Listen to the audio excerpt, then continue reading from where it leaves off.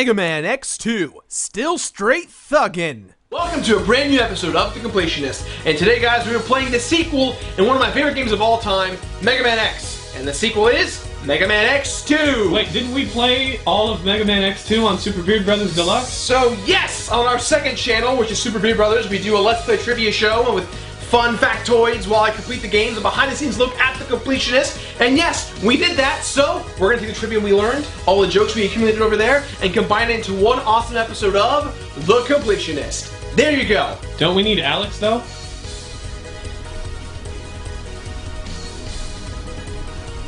Hey, how long are you there? I've been here the whole time. You didn't even want to, say hello? No.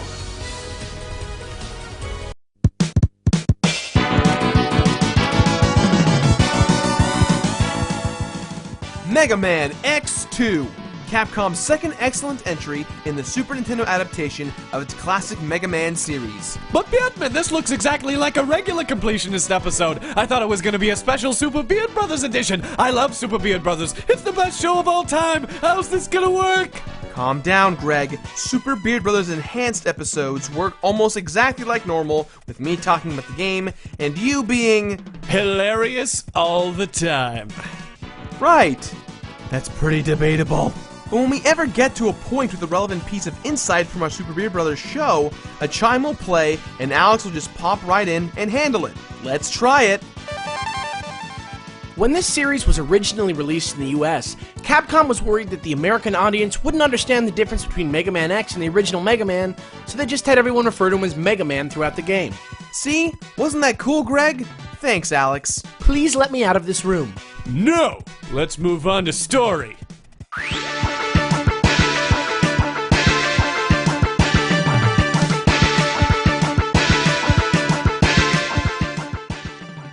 Six months after the events of Mega Man X and the destruction of Sigma, a new Maverick uprising is stirring under the command of a mysterious group who call themselves the X-Hunters. On top of the resurrecting of Sigma, the X-Hunters are also trying to secure the broken pieces of X's dear friend Zero, who let himself be destroyed at the climax of Mega Man X1.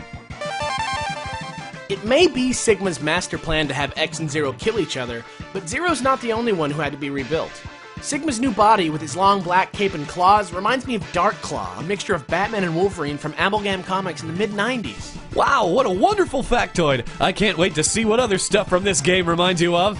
Come on, I love old weird comic books. Anyways, Dr. Kane tasks X with keeping Zero's parts out of the X-Hunters' hands and stopping the resurrection of Sigma. Of course, X cannot do it without defeating the 8 Maverick Masters. Dr. Kane? Is he a robot? What? No. Why? For some reason, I seem to remember like a fatherly old robot with a mustache. I'm not sure exactly what you're talking about. Oh! I remember now. Do you folks out there ever remember watching the old Saturday morning Sonic TV show? Oh, no. Yeah, you're talking about Chuck. That's right, Daddy-O. I'm talking about Chuck Hedgehog. Yeah, you are. Hell yeah. Well, guys, that was awesome. This episode's shaping up very nicely so far. You guys are the bestest friends a guy could ever have. You're welcome. You're welcome. You are so welcome. Oh, you're absolutely welcome.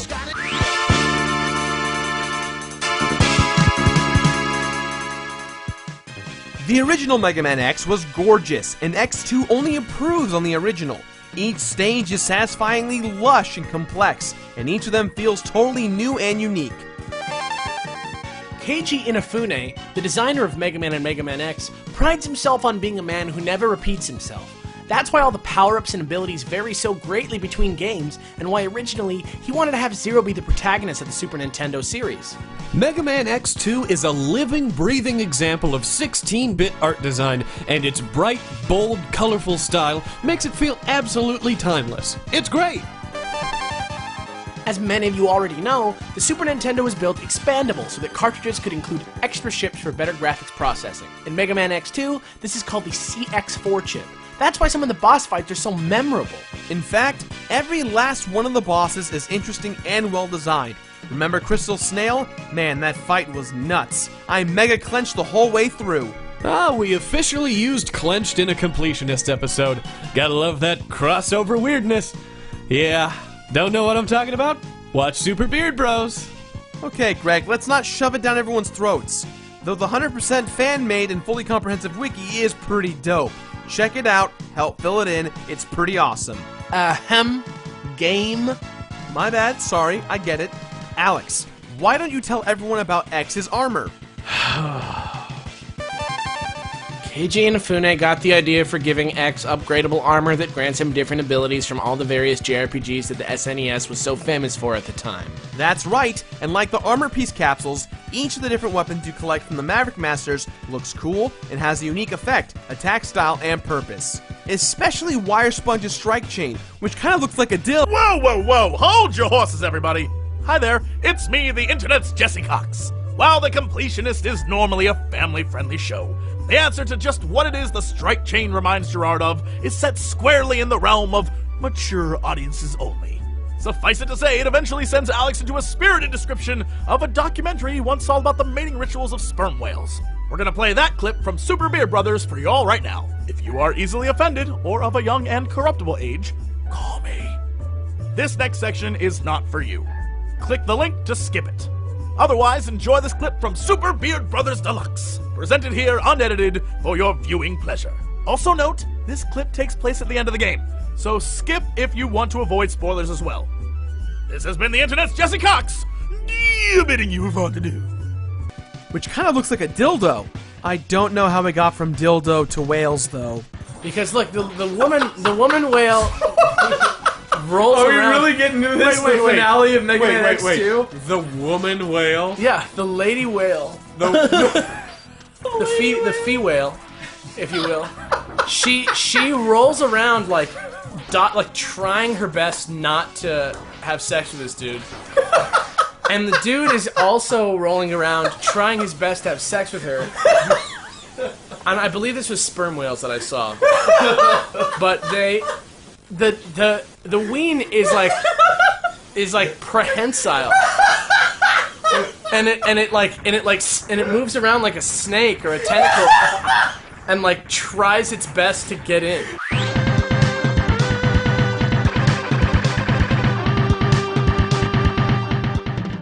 What more is there to say about the gameplay of the Mega Man X series? As everyone on YouTube out there can probably agree, it's excellent. But what new stuff does Mega Man X2 bring to the table that improves upon the first? Not much, to be honest, but just enough. In fact, it pretty much just takes the ideas from the first game and expands upon them in fresh new ways. Oh, you like the dashing from the first game? Now you can do it from the beginning. What does the leg part do now then? Makes you dash in the air! Exactly, and this is how it is pretty much across the board. X2's armor pieces makes it even easier to explore all the levels. The various collectible weapons have even more uses besides hurting specific bosses. Hell, even the battle armor units have been upgraded and look way more badass. It's just everything from Mega Man X, but bigger. There's also some more subtle improvements that tighten the game up a little too, like being able to stock up on health and weapons more easily with head parts in the Silk Shot, and having the armor pieces each reduce weapons' energy usage. You know, I actually kind of like that chime. It makes you seem like a little fairy. Like a little bearded Tinkerbell. I'm a magical fairy. So within our plot, we know that we've got 3 X-Hunters designed to kill Mega Man X and retrieve the 3 pieces of Zero, which is literally quite game-changing. On the main overworld hub, you will see there are 3 Maverick Hunter logos scattered around the map. Those logos represent the current location of the X-Hunters. If you're prone to finding secrets, this is a fun side quest as you can fight your way through 3 X-Hunters: Agile, Sergeus, and Violin.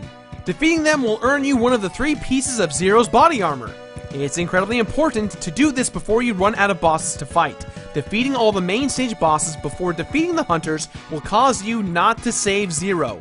With that said, like Mega Man X1, it's also important to obtain all the heart pieces, energy tanks, and body armor pieces if you want to get the special move, but we'll talk about that in the completion bonus section later on. The origin of the completion bonus for the show The Completionist stems from Gerard's passion for completing the game Donkey Kong Country 2, which is why you hear the theme every time in the show. Wait, we do trivia about the Completionist on Beard Bros? Yeah, sometimes. So magical.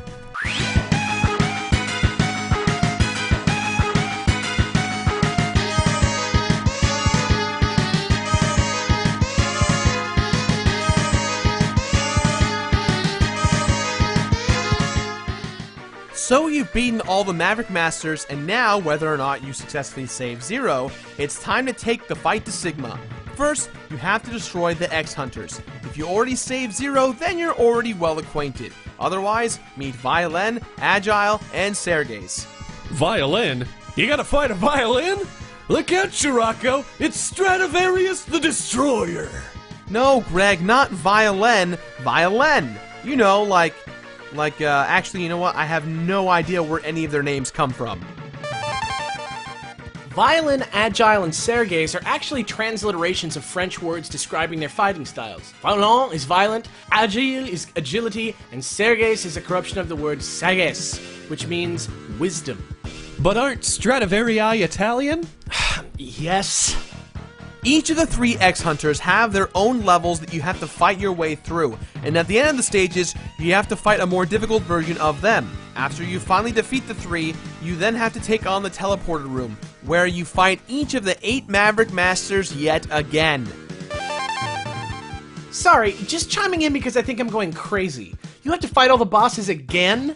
I've never seen a more obvious attempt at padding out a game's length. Ooh, a fair point. Is Mega Man X pulling a Gunstar Heroes on us? We just fought all of these guys. There's not even anything different about them. What's the deal with that? I don't know, guys. I think you're being a little unfair. The Mega Man X series, let alone the original Mega Man games, were about progression, you know? Reaping the benefits of your hard work. When you refight all the bosses at the end of the game, you shouldn't be feeling gypped. You should be thinking, man, I had some tough times beating these guys without my powers, but now I have new powers and skills. I feel awesome to just kick their butts with all this amazing new full power status. Yeah, and I guess Sigma had backups just in case Mega Man destroyed the originals. Good thinking, you nasty war criminal, you. Right, so then you meet Sigma in his new form, and he's looking all smug.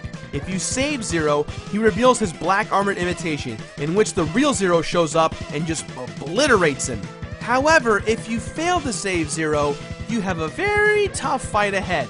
I had never encountered Zero before we played it on Beard Brothers, and I definitely say that he's by far the toughest challenge in the game. So, Sigma's not that tough?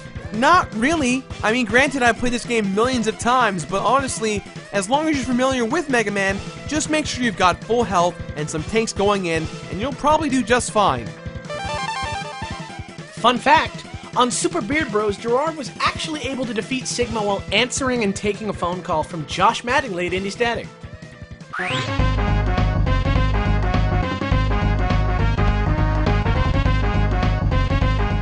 As I've already mentioned, Zero parts and collectible armor pieces are optional extras in Mega Man X2, but there's also a ton more. Every stage is hiding a heart tank, which extends your life bar, and Bubble Crab, Flame Stag, Magna Centipede, and Wire Sponge also each have a sub-tank, which allow you to stockpile extra health to use in tight spots.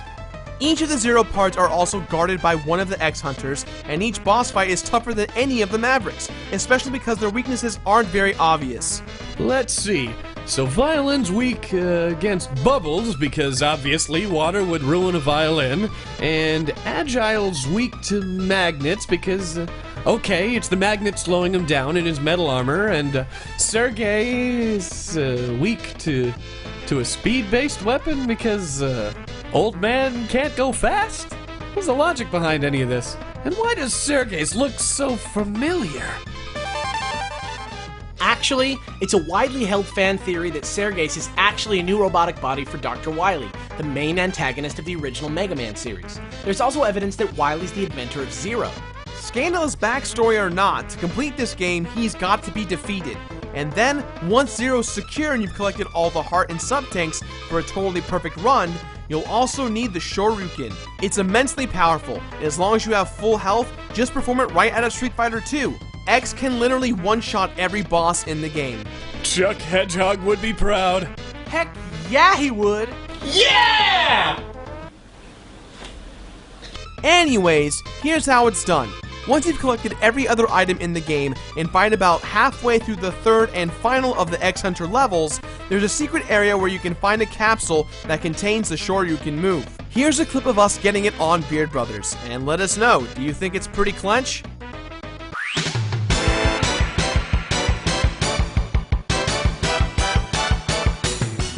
As clench as it was to get that final move, Mega Man X2 honestly wasn't that much of a challenge. Granted, I might be biased here, but Mega Man X2 is pretty easy and maybe not quite as good as the first game. Of course, it's still a great game, and I definitely like it better than its so-so sequel, Mega Man X3. Also, I miss the boss select music from Mega Man X. Come on, let's put on the big boy pants and lob some real-ass criticism at Mega Man X2. Alright, here it goes. While it's fun to trial and error out of the proper boss order and exploit all the proper weaknesses, sometimes having the right weapon neutered the boss too much and made the boss fights so easy, I stopped having fun. Yes, in Mega Man X1 that was the case at times, but the levels were dynamic enough to match the boss fights. All in all, this game is really darn good. I enjoyed every minute of it, and while it's not my favorite in the series, being able to play with you guys there and with all the fans following along, it made it really fun. If you haven't checked out Beard Bros yet, you really should join us. It's not just a funny, informative Let's Play show, it's also a great way for all of us to hang out with you guys together a little bit every day, and I think that's awesome. Mega Man X2 is a fantastic sequel. Sure doesn't improve much from the first one, but has some fun creative boss fights like the first one, and the upgrades are pretty much worth it. And the freaking Shoryuken is probably, to me, in my eyes, a way superior completion bonus than the Hadouken from the first game. It's a dope move. Yeah. The game's... Oh, go ahead. Now we know more about whales than we ever wanted to know. Hey. Thanks, Alex. Hey, man. You speed demon. That's me. The game is relatively short, it's easy and concise, so if you're playing it, why not complete it? That's all the time we have for today, guys, so leave your suggestions for the future of the show. If you liked Super Beard Brothers when we did today here on The Completionist, please check out our second channel. We have a blast, it's so much fun. We do trivia and all kinds of fun, creative gameplay stuff. It's a new video every day of the week. And the most important thing too is that it's a real nice behind the scenes look at upcoming episodes of The Completionist, and you kind of see how Greg and Alex and myself write some of the jokes we come up with. Right now we're doing Wild Arms, we're finishing up Castlevania Symphony of the Night, and we just started Donkey Kong Country. So, you know, if you like those games, give it a look.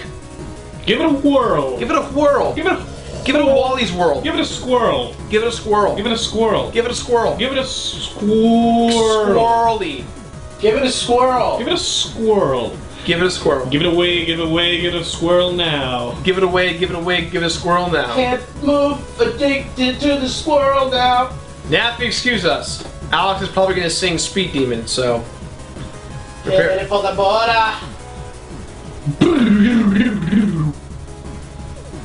That's it? Anything else you want to add? Speed Demon!